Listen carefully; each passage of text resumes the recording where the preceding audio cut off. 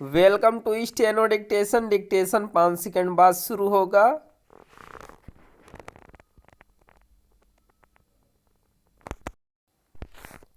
Start. संयुक्त राष्ट्र सुरक्षा परिषद में सुधार की मांग एक बार फिर उठी है। इस बार सुरक्षा परिषद के अस्थायी सदस्य फ्रांस ने भी इस संस्था में सुधार की मांग की है। इसके अतिरिक्त जापान ने भी सुरक्षा परिषद में सुधार की आवश्यकता को रेखांकित किया है। यह भी उल्लेखनीय है कि प्रसिद्ध कारोबारी एलन मस्क ने भी यह कहा है कि भारत का इस वैश्विक संस्था का अस्थायी सदस्य न होना बेतुका है। उनके अनुसार सबसे अधिक आबादी वाले देश भारत को सुरक्षा परिषद का अस्थायी सदस्य होना ही चाहिए। उन्होंने भारत के अतिरिक्त अफ्रीकी देश को भी इस संस्था का अस्थायी सदस्य बनाने पर जोर दिया है। यह पहली बार नहीं है जब संयुक्त राष्ट्र सुरक्षा परिषद में सुधार की मांग उठी है।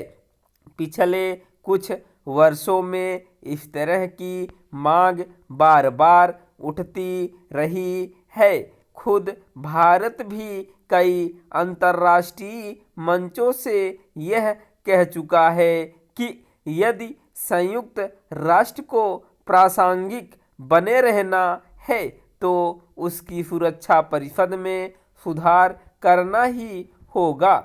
सुरक्षा परिषद में भारत की दावेदारी का कई अन्य देश भी समर्थन करते रहते हैं, लेकिन स्थिति ढाक के तीन पात वाली है।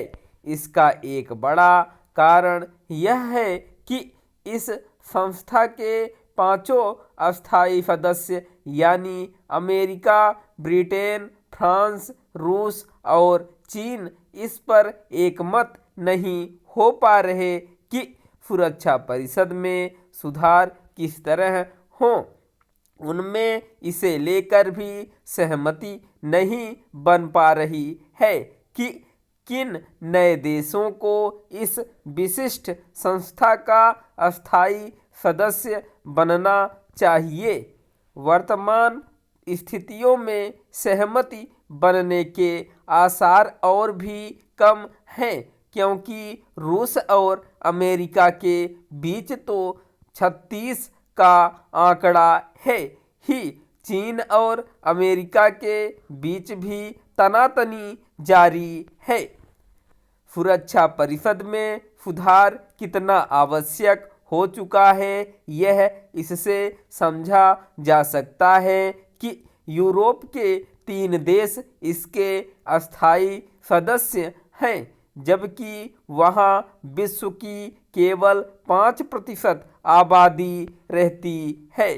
संयुक्त राष्ट्र सुरक्षा परिषद में सुधार जब भी हो, कोई भी देश भारत की अस्थायी सदस्यता की दावेदारी को अनदेखी नहीं कर सकता। इसके बाद भी यह तय है कि चीन यह नहीं चाहेगा कि भारत सुरक्षा परिषद का अस्थायी सदस्य बने। भारत को सुरक्षा परिषद का अस्थायी सदस्य केवल इसलिए नहीं बनना चाहिए कि वह सबसे अधिक आबादी वाला देश है। भारत को इसलिए भी इस संस्था का अस्थायी सदस्य बनना चाहिए क्योंकि वह 5वें नंबर की अर्थव्यवस्था है और शीघ्र ही तीसरे नंबर पर आने जा रहा है। इसके अतिरिक्त हाल के वर्षों में भारत ने यह दिखाया है कि वह वैश्विक समस्याओं के समाधान में महती भूमिका निभाने में सक्षम हो चुका है।